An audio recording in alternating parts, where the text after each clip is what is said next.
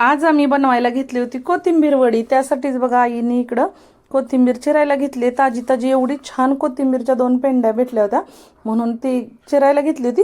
इकडे जाऊबाईंचं चाललं होतं मिरचीचं वाटण करायचं, तर अशी छानशी कोथिंबीर चिरून घेतली होती आणि खूप छान हिरवीगार कोथिंबीर होती। इथं भांड्यात मिक्सरच्या मिरच्या, लसूण, मीठ, जिरे असं काही वाटण बारीक केलं। थोडंसं मीठ टाकल्यामुळे पटकन बारीक होतं आणि असं काही वाटण करून घेतलंय आपल्याला लागणार आहे वडीसाठी। तर इथं चटणी नाही वापरणार आपण, हिरवी मिरची वापरणार आहे। त्यानंतर पीठ भिजवायला बघा कोथिंबीर स्वच्छ धुवून चिरलेली होती आणि त्यामध्ये हे वाटण घालून घेतलं मिरची लसूणचं। आणि त्यानंतर बघा थोडंसं मीठ टाकलंय कारण कोथिंबीर आणि पिठाला लागणारं मीठ टाकून घेतलेलं आहे आणि हे वाटण टाकलं। तर आता हळद टाकायची कलर छान यावा म्हणून, त्यासाठी एकदम थोडीशी टाका। आणि त्यानंतर मटण मसाला किंवा कोणताही गरम मसाला वापरू शकता तुम्ही, त्याने छान चव येते। तर तो थोडासा वापरायचा, अगदी बघू शकता किती वापरला आहे। आणि पांढरे तीळ आहेत, हे ऑप्शनल आहेत पण खूप छान लागतात म्हणून वापरायचे, किंवा मध्ये मध्ये दिसतात तेव्हा पण छान वाटतात। तर बेसन पीठ घ्यायचं आहे, जसं प्रमाण हवं असेल तसं घेऊ शकता बेसन पीठ। आणि थोडंसं ज्वारीचं पीठ घेतोय कारण त्यानं वडी छान कुरकुरीत होते। तर थोडंसं ज्वारीचं पीठ आणि भरपूर असं बेसन पीठ घेतलेलं आहे आणि लागल तसं तर हळूहळू पीठ घेत राहायचं। तर बघा बेसन पीठ परत घ्यायचं चाललेलं आहे आणि मिरचीचं भांडं जे होतं ते धुवून थोडंसं एकदम किंचितसं पाणी, अगदी 3 ते 4 चमचे पाणी ह्यात मिक्स केलेलं आहे।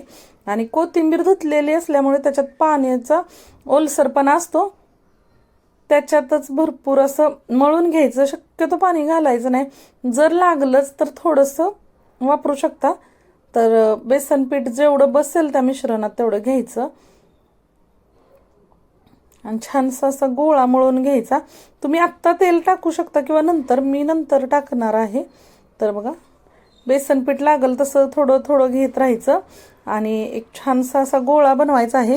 तर कोथिंबीर वडी तुम्ही कशी बनवता मला नक्की कमेंटमध्ये सांगा, किंवा वेगवेगळ्या पद्धतीच्या कोथिंबीर वडे असतात तर तुम्ही सांगा अजून काही इन्ग्रेडियंट घालता का तुम्ही यात चव वाढवण्यासाठी। तर असं बेसन पीठ लागल तसं घेऊन घेऊन खूप असं पीठ बसतं त्याच्यात, म्हणून पाण्याचा आपल्याला वापर करायचा नाही। आणि त्यानंतर बघा पीठ मळून होत आल्यानंतर तेलाचं वापर केलेला आहे। इथं अशी छोटीशी चाळण घेऊन त्याला तेल लावून घेतलेलं आहे। जाळी छोटी असली पाहिजे चाळणची, आणि मोदक पात्र वगैरे पण म्हणू शकता तुम्ही त्याला। तर ते घ्यायचं आणि असे गोल गोल गोळे करून छान असे ठेवून घ्यायचे त्या जाळीवरती। तेल लावल्यामुळे ते चिकटत नाहीत म्हणून त्यासाठीच त्याला तेल लावून घेतलं होतं। तुम्ही पिठाचा पण वापर करू शकता पण नंतर ते चिकटलं जातं, म्हणून शक्यतो तुम्ही ना तेलाचा वापर करा। आणि वडी वळताना तुम्ही जास्त तेल लागू नये असं वाटत असेल तर पिठाचा वापर करू शकता हातावरती, पण चाळणीला तेलाचा वापर करा। आणि अशी एवढी अशी वडी बनवून झालेली आहे आपली। तर बघा इकडं आईने छान असे गोळे करून त्याच्यावर ठेवून घेतले होते। तर आता आपल्याला हे वाफवून घ्यायचे आहेत। बघू शकता दिसताना पण एवढे सुंदर दिसत आहेत ना, हिरवगार एकदम, आणि हळदीमुळे कलर पण छान आलाय। तर इथं बघा एका पातेल्यात पाणी गरम करायला ठेवलंय आणि त्याच्यात ह्या वड्या वाफवून घ्यायच्या आहेत आपल्याला। तर इथं पातेल्यावरती बघा असं हा चाळा ठेवायचा आणि त्यावरती घट्ट बसणारा असं झाकण ठेवायचं, म्हणजे वाफ बाहेर निघली नाही पाहिजे आणि आपली वडी पटकन छान वाफवली जाईल, म्हणून मग असं झाकण ठेवायचं। तर जेवढं पॅक बसेल असं झाकण ठेवू शकता तुम्ही। आणि अगदी 15 मिनिटं तुम्ही ना फुल गॅसवरती हे वाफवून घ्यायचं आहे।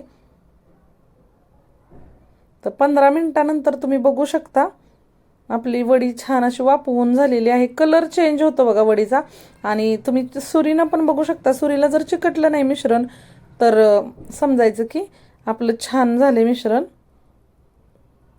त्यानंतर बघा इथं वडी अशी बारीक चिरून घेतली थंड झाल्यानंतर, आणि एवढासा कांदा घेतलेला आहे। तर वडीचे छोटे छोटे काप केलेले आहेत आणि मग ते परतायचे आहेत आपल्याला असे।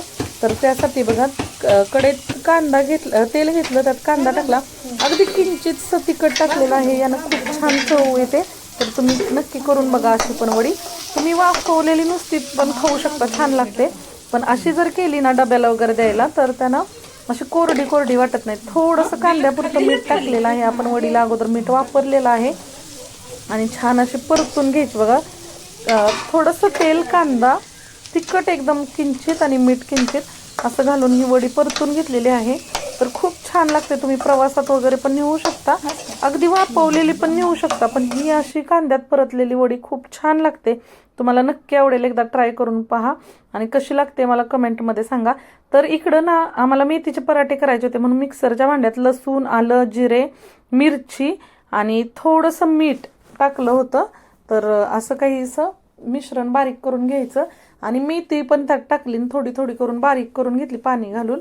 आणि काही काही लोक चिरून घालतात, पण आम्ही असं करून घालतो. तर मेथी ज्याला आवडत नाही त्याच्यासाठी असं करायचं. तर गव्हाचं पीठ घेतो इथं, बसेल एवढं असं गव्हाचं पीठ घ्यायचं. याला काही असा अंदाज नाही. आणि मीठ चवीनुसार टाकायचं आपल्या अंदाजानुसार. आणि इकडं बघा दही वापरते थोडंसं, यानं मऊ होतात आणि चवीला पण छान फरक पडतो. म्हणून थोडंसं 2 चमचे दही घालायचं याच्यात.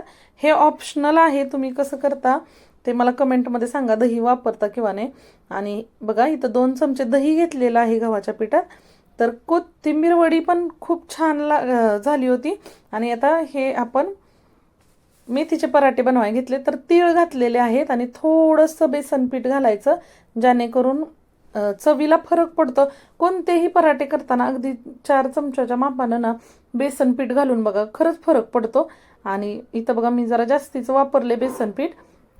आणि छान असं बघा पीठ मळून घ्यायचं, आपली कणिक मळतो चपात्यासाठी सेम तसंच पीठ मळून घ्यायचं आहे.